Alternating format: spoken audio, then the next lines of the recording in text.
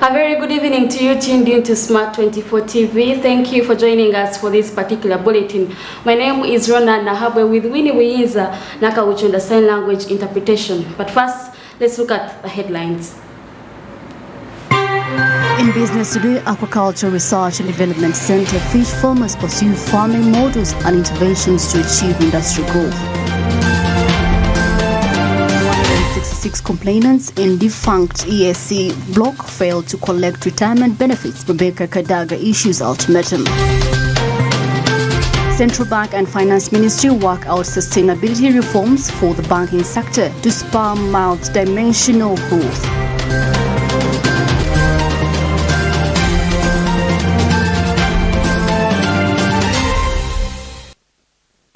For our first story tonight, let's look at diversifying aquaculture.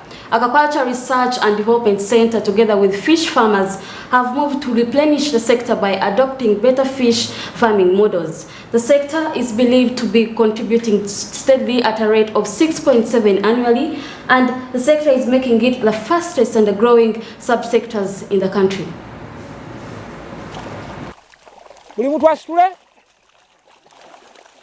According to the Uganda Fish Processors and Exporters Association, the aquaculture industry generates an estimated $200 in annual revenue, providing employment opportunities to about 58.5 million individuals. Meanwhile, the sector is still challenged in meeting necessary market demands and standards. Farming is growing at a rate of 6.7% per year, and it is generally increased because of the limited natural resources that are producing fish. If we look at the lakes, for example, we are informed that the fish in the lake Victoria is dwindling. That's why you see a lot of controls. So this has encouraged the growth of fish farming as another and an alternative source of fish. And that's why aquaculture or fish farming is growing very fast. From the Industry Expo at the Aquaculture Research Development Center, sector players have been encouraged to integrate other practices to achieve an efficient and sustainable farming system capable of supporting value chain growth. Constraints that farmers put across is lack of capital to do fish farming. Fish farming is fairly capital intensive, especially when you are producing and targeting the market. So the issue of capital is very critical, but we know, and as you'll see during the expo, there will be, I'm sure, some banks which will be here to explain to farmers how they can access capital. But the critical point, the critical issue, why most fish farmers and maybe even fishers have not been accessing capital is lack of records of what they are doing. Placed by funding shortage, reliance on the international market and importation of utilities such as feeds, stakeholders have been urged to work together and develop policies and initiatives aimed at promoting sustainable aquaculture production and improving the overall competitiveness of the industry. Carrying out aquaculture is basically more to do with dissemination of knowledge to the fish farmers. Many fish farmers are ready to invest in the activity, but then they have a challenge of having knowledge on how to conduct aquaculture as a business. They also have a challenge of getting the right inputs, such as good quality fish fingerlings, good quality fish feeds, and of course extension services. So it is a good opportunity that NARO has organized this with the Slickstars, so that all players of aquaculture value chain come on board to brainstorm on the best way of promoting aquaculture as a business. Addressing major challenges such as technical incapacity, investment in domestic feed production, and a less developed value chain is predicted to help revamp the sector and meet full production potential. Martha Nimsima, Masika Tsime for Smart 24 TV, Business Today. Away from that, the Minister of East African Community Affairs, Rebecca Kadaga, has today informed the public about the payment of gratuity, pension arrears, and other retirement benefits to former employees of the African East African Community. Claimants, including those attached to the former Community Airways, have been urged to comply or funds will be returned back to government. In 2005, over 60 workers were indicated in a report by the Ministry of Public Service, citing just how desperate the former employees of the defunct East African Airways were, having been defaulted on terminal benefits. Currently, just 1.9 billion of the dispensed 9.2 billion by government to settle pension arrears has been utilized, and 166 claimants haven't surfaced. 9.2 billions to settle all outstanding claims. We verified, as I've told you, before we pay, we have to first cross-check with the Ministry of Public Service because it partially handled these claimants. So we don't get money and just pay. We first verify documents to ensure that we don't cause financial loss to government. That is if we double pay. So we got 9.2 billions, and as the Right Honourable has indicated it to you, we have so far used the 1.9 billions to pay 156 claimants that we have so far used the 973,904 shillings. But we are talking about a period of over 40 years. Now, the Ministry of Public Service are the ones who passed on the records that we have. And they told us this is the East African Airways. There were 482. So we say, okay, here we are. Your money is here. Can you come? We don't see them. So we inherited the problem. So I cannot really say whether they were ghosts then, but we shall find that if they fail to come, we shall conclude that they were not there. According to Honorable Rebecca Alitola Kadaga, there hasn't been any compliance as none of the claimants surfaced despite all the advertising. Eventually, the ministry will be forced to return the money to the consolidated fund upon expiry of the 3 times requisition window. Relatives, especially the ones of the East African Airways, are alive. They should come and tell us what has happened, or bring evidence that they are the relatives and that they have letters of administration. We have sent our teams out to the field to get payment information, and really we have tried. We have really made a lot of efforts. So we have come to say this is now, we are approaching the end. These are not things of today. The community collapsed in 1977, and we only inherited this work in 2015. So where you find information on file, you use it. The only record we have is there, file. Following the block in 1977, former partner states Uganda, Kenya and Tanzania agreed on the recommendations in the mediation agreement that each state shall pay respective nationals formerly attached to the various East African institutions. NAHABWE compiled this story. Let's now look at tech and broadband infrastructure. China has pledged 560 billion shillings to support Uganda's internet and technology infrastructure. The agreement, involving the Ministry of Finance and ICT, is expected to create jobs and stimulate economic growth.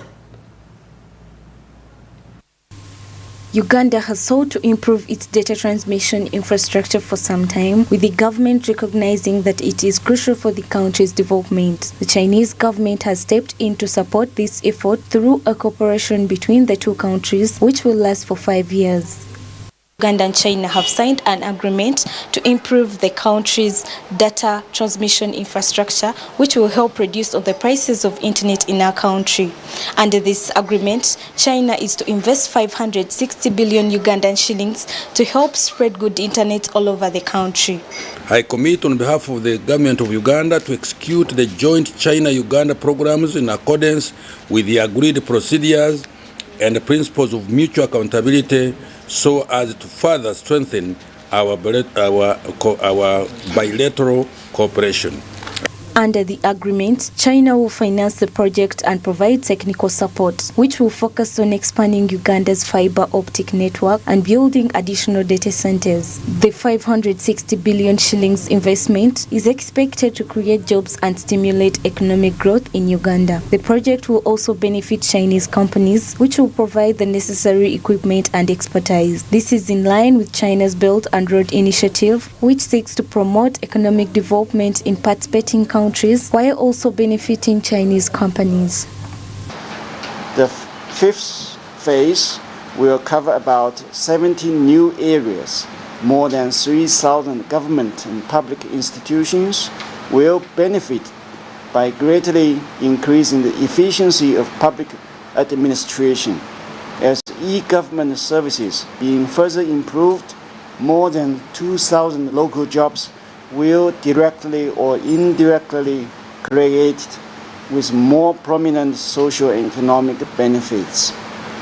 Uganda's government, through the Minister of State for ICT, Honorable Joyce Nabosa, has welcomed the agreement, citing the potential benefits for the country's economy. The improved data transmission infrastructure will enable Ugandan businesses to compete more effectively in the global marketplace, while also making it easier for people to access information and services online. According to Honorable Joyce Nabosa, Uganda seeks to achieve the goal of digitization that inspires innovation and productivity of people, organizations, businesses and government, which is key in timely realization of the dream. Happy to note that once this project is implemented, all district local governments and administrative units, including schools, hospitals and health centers, shall be connected to the national highway, the fiber backbone that will boost digitization of and ease delivery of services. At a national level, the vision for Digital Uganda is a digitally empowered society and a knowledge-based economy through leveraging all-round use of ICTs. Uganda stands to benefit from increased investment and improved connectivity, while China gains access to new markets and opportunities. It remains to be seen how the project will progress in the coming months and years, but there is no doubt that it has the potential to be highly profitable for both parties. Bronya Katsime, Smart 24 TV, Business Today. Thank you, Bronya Katsime, for that report. Now, speaking of reports, there is a report about urban unemployment. Mbarara City is still struggling with massive youth unemployment despite being the heart of business in southwestern Uganda. The community, in partnership with Mbarara University, have found hope in a 12-year entrepreneurship program with the afflicted youths could be redeemed. According to the Uganda Bureau of Statistics, young people between the age of 18 and 30 years of age account for more than 70% of the total population, although 75% have no jobs, yet they are educated.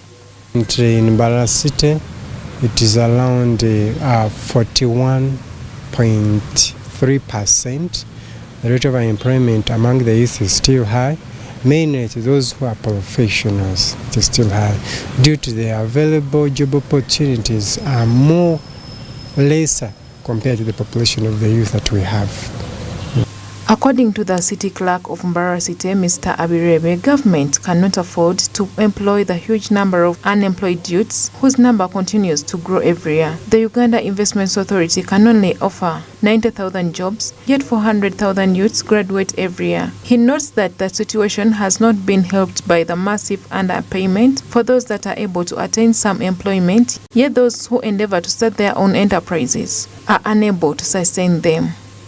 This country every year is over 50,000 youth graduate from universities, and we are all aware that our economy is not big enough to accommodate all the youth. That have somehow groomed the youth into skilling, so that they can have something they can begin on their own. In a bid to address the challenge, Mbara University of Science and Technology, in conjunction with its partners from Belgium, established a 12-year project titled University as a Facilitator for Community-Based Sustainable Solutions to Demographic Challenges in Southwestern Uganda. The project, that comprises of 6 sub-projects, focuses on different life aspects that are geared at increasing youth employability through skilling, innovations, experimental learning, and technology transfer. We are going to continue this exercise of building partners. In particular, we want to strengthen partners with industry and community. We want the university to create bridges between study and employment.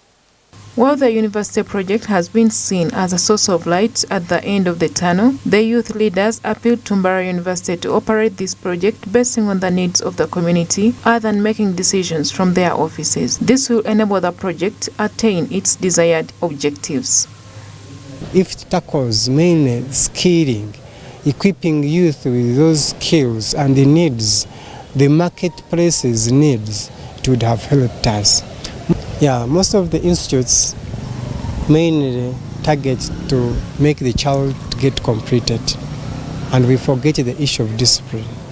And our society, sometimes discipline means a lot as far as business, as far as unemployment is concerned. Sometimes even we get unemployed because of our discipline and character. This project should emphasize on the real stakeholders. If it is to help the youth, let it help the youth. Because the problem is at times with the different projects that have been coming on ground is that they make those projects without getting the real information from the stakeholders or from the affected people. Teaching them it is not hard, but getting the machines, they need to get the machines, they need to get even those girls, we have girls who are on tailoring system, they also need the machines. They don't have machines. If they can help us on those things, then we'll be helped a lot. Data from Uganda Bureau of Statistics indicates that 9.3 million youth are neither in education nor employment. Youth unemployment therefore remains a serious challenge to Uganda, which has forced government to concede recently that the level of the country's growth was not matching with the job creation. Monica Nabyonga, Smart 24 TV, Business Today.